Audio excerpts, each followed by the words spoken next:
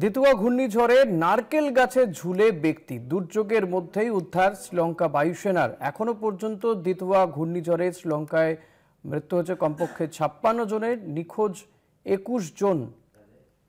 শ্রীলঙ্কায় ঘূর্ণিঝড়ে নারকেল গাছে উঠে পড়েছেন কেউ কেউ, যে ছবি আমরা দেখাচ্ছি। বায়ুসেনা তাকে গিয়ে উদ্ধার করে। শ্রীলঙ্কায় এই ঘূর্ণিঝড় দিতুয়াতে ক্ষতিগ্রস্ত প্রায় 44,000 মানুষ, 21 জন নিখোঁজ রয়েছেন।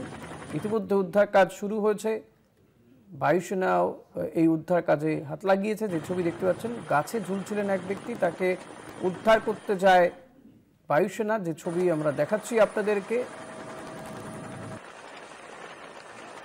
বায়ুসেনা গিয়ে এই ঝুলে থাকা ব্যক্তিকে উদ্ধার করে। দিতুয়া ঘূর্ণিঝড়ে নারকেল গাছে ঝুলতে দেখা যায় এক ব্যক্তিকে, এবং দুর্যোগের মধ্যেই উদ্ধার। শ্রীলঙ্কার বায়ুসেনা ওই ব্যক্তিকে উদ্ধার করে। রোমহর্ষক সেই ছবি আপনারা দেখতে পাচ্ছেন এই মুহূর্তে কলকাতা টিভিতে।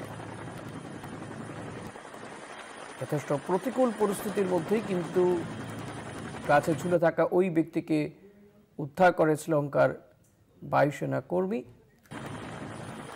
দুর্যোগের মধ্যেই উদ্ধার। এখনো পর্যন্ত ঘূর্ণিঝড় দিতুয়াতে শ্রীলঙ্কায় কমপক্ষে 56 জনের মৃত্যু হয়েছে, নিখোঁজ 21 জন, ক্ষতিগ্রস্ত 44,000 মানুষ।